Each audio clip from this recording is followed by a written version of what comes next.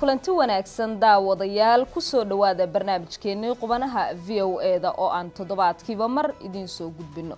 barnaamijkeenan oo mar kasta aad ka daawataan website-keena voasomali.com waxa qodobada aan toddobaadkan idin hayna kamid ah.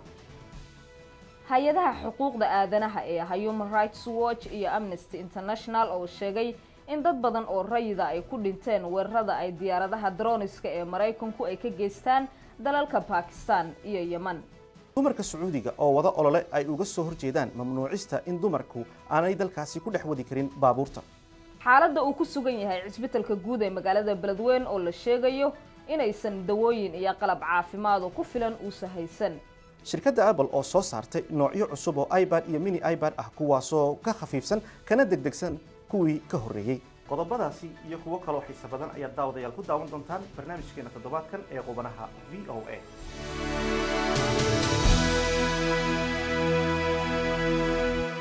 aynu ku bilownaa cisbitaalka guud ee magaalada Beledweyne ayaa la sheegayaa inaanu haysan dawooyin iyo qalab ku filan oo uu ku maareeyo adeegyada caafimaad ee uu siiyo kumanaanka kun ee qof ee cisbitaalka ku xidhan kuwaasi oo ka kala yimaada gobolka Hiiraan iyo meelaha ku dhow. hay-adda MSF ee dalka ka baxday ayaa cisbitaalka Beledweyne taageeri jirtay laakiin dhawaan cisbitaalku wuxuu deeq ka helay ciidamada Djibouti ee Beledweyne ku sugan. Ibrahim Xasan Daanduray ayaa warbixintan ku eegaya xaaladda uu cisbitaalku ku sugan yahay.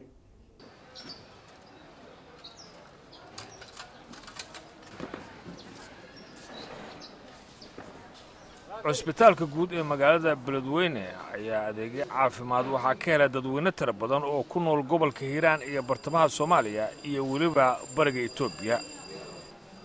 cisbitaalku waxa uu ka mid ahaa cisbitaaladii ay gacanta ku haysay hay-adda MSF laakiin tan iyo markii hay-addu ay ka baxday Soomaaliya bishii August ayaa waxa hoos u dhacay adeegyadii caafimaadka ee cisbitaalku u fudin jiray waxaana ka jirta daawo la'aan iyo qalab la'aan saameysay shaqada cisbitaalka.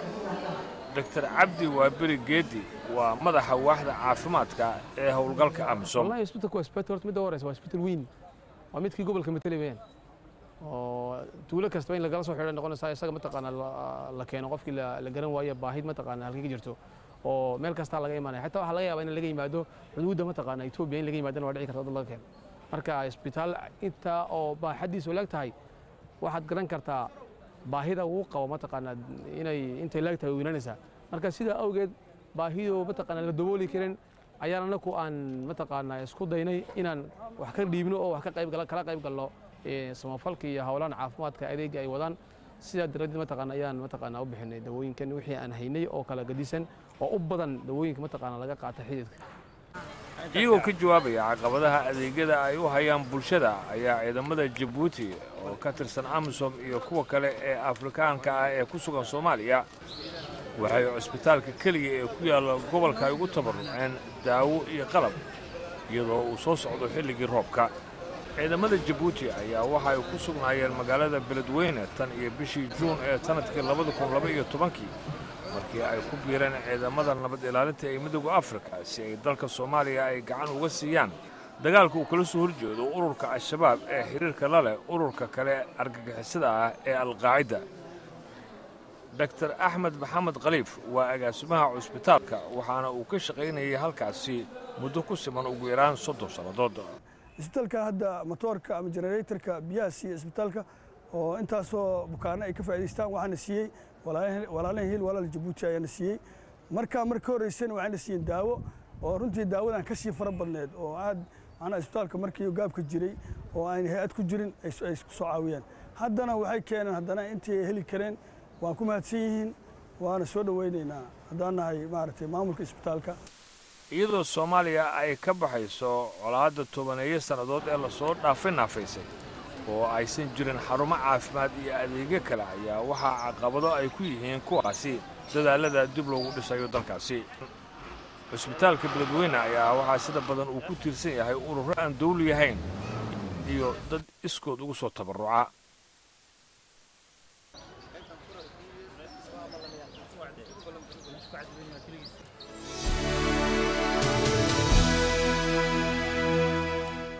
hay-adaha xuquuqda aadanaha ee Human Rights Watch iyo Amnesty International ayaa toddobaadkan soo saaray warbixin wadajira oo ka hadlaysa dhimashada dad rayid ah oo ay dileen gantaalada iyo weerarada diyaaradaha droniska Mareykanku ay ku ridaan dalalka Yemen iyo Pakistan.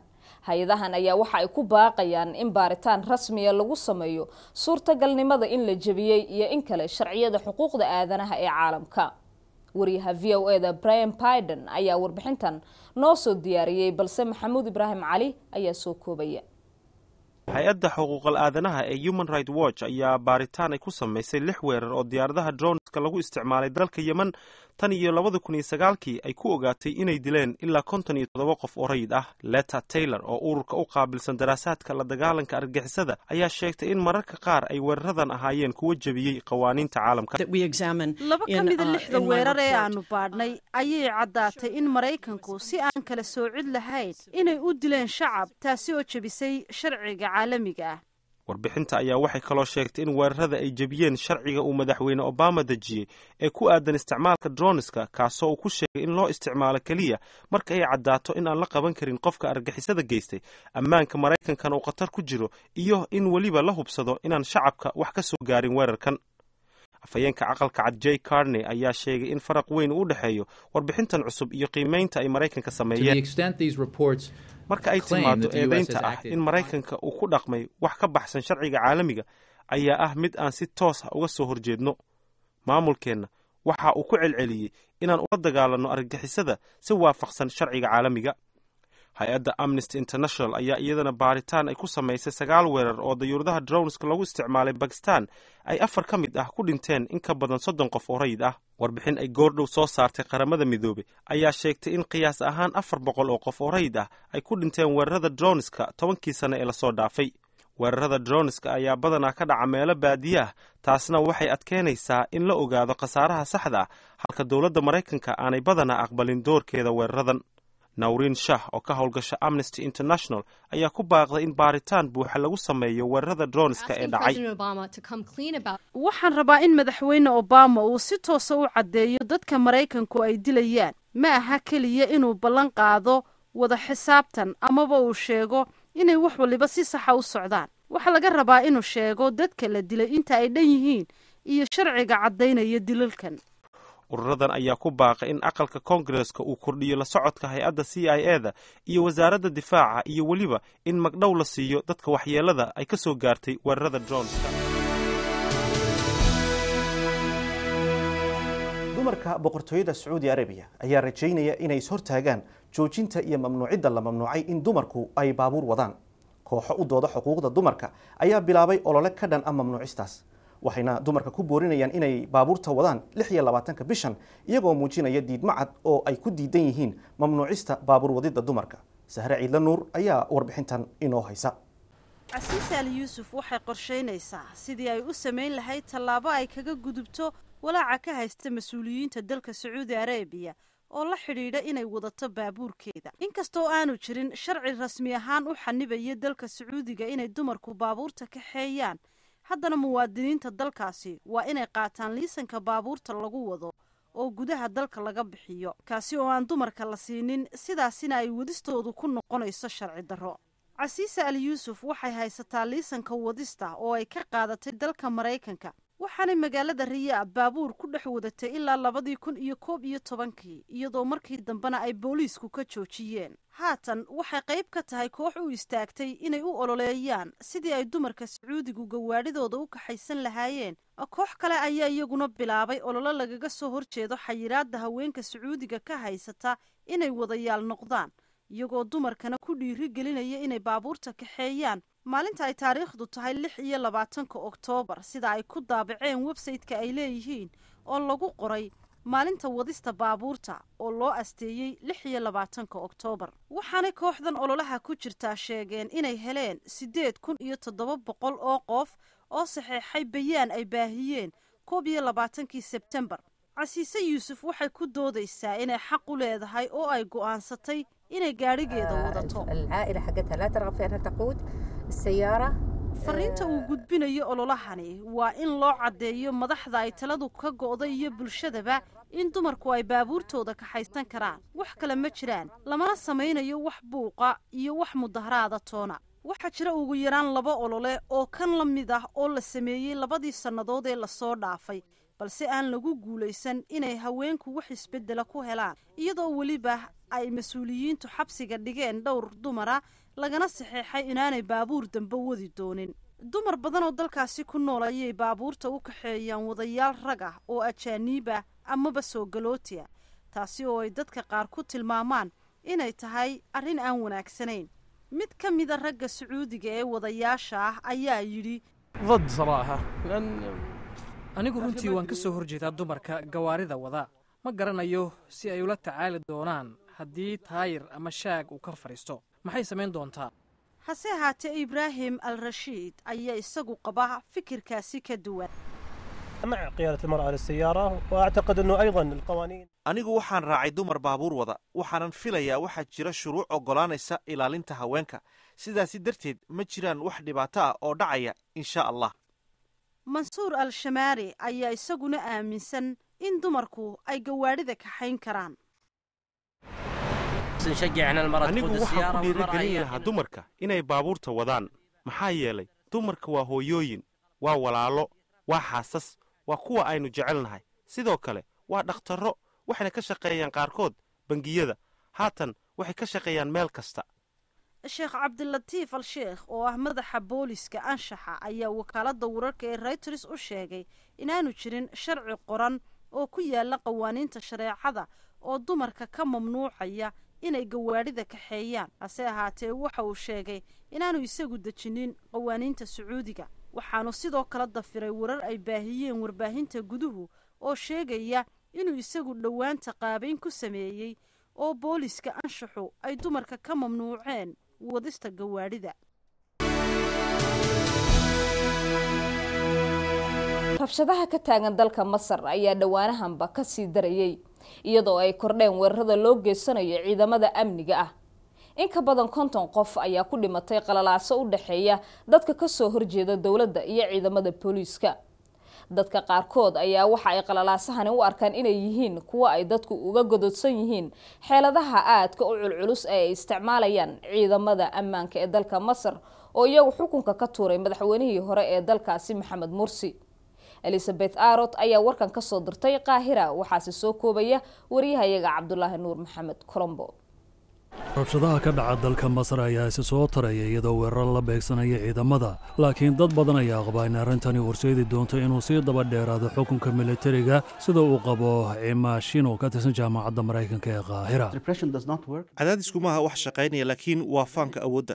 Professor Ahmed Shaahin ayaa u arka in militarigu ay ka faa'iideysanayaan taageerada shacabka u hayaan si ay uga taqluusaan dadka inta badan isku hayaan siyaasadda. waxay u haystaan inuu hagaagay qorshihii ay dhigeen ee ahaa inay ka faa'iidaystaan carada shacabku u qabeen maamulka madaxweyne Mursi si ay dadka uga hor keenaan taladana uga tuuraan, iyagoo aaminsan in la gaaray xilligii la burburin lahaa islamarkaana laga takhalusi lahaa ururada islaamiga ee siyaasadda isku hayaan. dagaalka ay militariga kula jiraan waxay ugu yeeraan argagixisada ayaa saameynaya ururada islaamiga ee kala duwan, waxaana uu saameynayaa dadka taageersan ururadaasi ee bannaanbaxyada wada. ururada xagjirka ah ayaa u badan gobolka Sinai, waxaana halkaasi ku haystaan taageero, laakiin sida uu tilmaamayo Mustafa Labaad oo siyaasadda falanqeeya waa laga awood roonaan karaa. marka la eego qaabka awooddu u qaybsan tahay, ma filayo in dagaal sokeeye dhici karo. waxaa jira ismaandhaaf uuna sii socon karaa ilaa dhowr bilood, laakiin mar walba waxaa awood badan militariga oo xoog badan.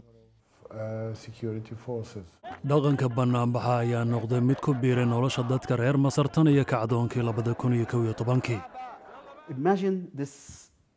waxaad qiyaastaa gabadhan yar ee 16 jirka ee sawirkeedu meel kasta yaallo, iyada oo kor u taagaysa calaamadda mucaaradka ee Raabica, iyadoo la hortagtay dugsigii ay wax ka baranaysay, iyadoo ay joogaan ciidamada ammaanka oo isku dayay inay cabsi geliyaan, balse geesinimo ayay muujisay. waana dhaqan aanay militarigu ka baabi'in karin dadka reer Masar oo ku beermay.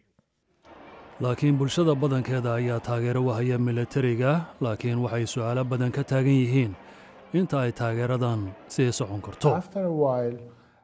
muddo kadib waa inaad xal u heshaa mashaakilka dhaqaalaha iyo arrimaha bulshada.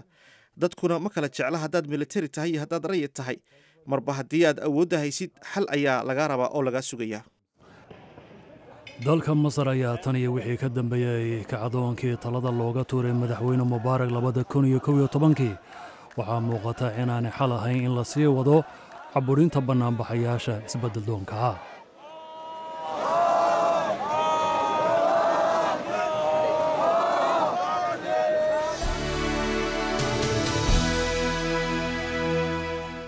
shirkadda Mareykanka ee samaysa telefoonada iyo kombiyuutarada ee Apple ayaa toddobaadkan soo saartay laba nooc oo cusub oo ka mid ah iPad-ka iyo mini-pad-ka. shirkadda Apple ayaa sheegtay in iPad-ka iyo mini-pad-ka cusubi ay ka khafiifsan yihiin kana degdeg badan yihiin kuwii ka horreeyay. maxamed colaad xasan ayaa warbixintan inoo haya. shirkadda Apple ayaa soo saartay iPad cusub oo baaxad ahaan ka yar kii hore. daahfurka iPad-kan cusub ayaa ka dhacay magaalada San Francisco ee dalkan Mareykanka. iPad-kan cusub ayaa ka fudud kii hore culays ahaan kana degdegsiyo badan.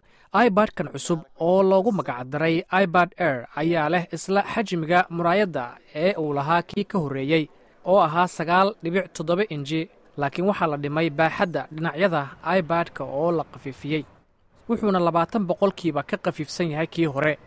Bob O'Donnell oo ah ku-xigeenka madaxa shirkaddan IDC ayaa sheegay in iPad-kan cusub uusan macluumaad ahayn ka bedelnayn wax badan kii hore. waxaan u malaynayaa buu yidhi waxa ugu weyn ee iPad-kan cusub uu kaga bedelan yahay kii hore inuu yahay magaca oo loogu yeeray midkan cusub iPad Air. waa mid ka fudud kii hore kana wanaagsan. iPad Air ayaa suuqyada soo galaya bisha November 1 ee soo socota, iyadoo markaa loo suuq geyn doono oo laga heli karo qiyaastii ilaa iyo 40 waddan oo dunida ah, waxaana qiimo ahaan uu ku kacayaa $499 Mareykanka ah, isagoo leh baaxad ama maskax memory gaaraysa 16 gigabyte. shirkadda Apple ayaa sidoo kale dahrugtay nooc cusub oo iPad-yada nooca yarara, kaasoo muraayadiisu ay la eg tahay 7.9 inji, laakiin leh memory iyo awood ka xoog badan kii hore marka la fiiriyo sida uu ku dhaqaaqayo internetka. laakiin iPad yarahan cusub qiimihiisa ayaa ka sarreeya qiimihii hore, wuxuuna ku kacayaa $399 Mareykanka ah.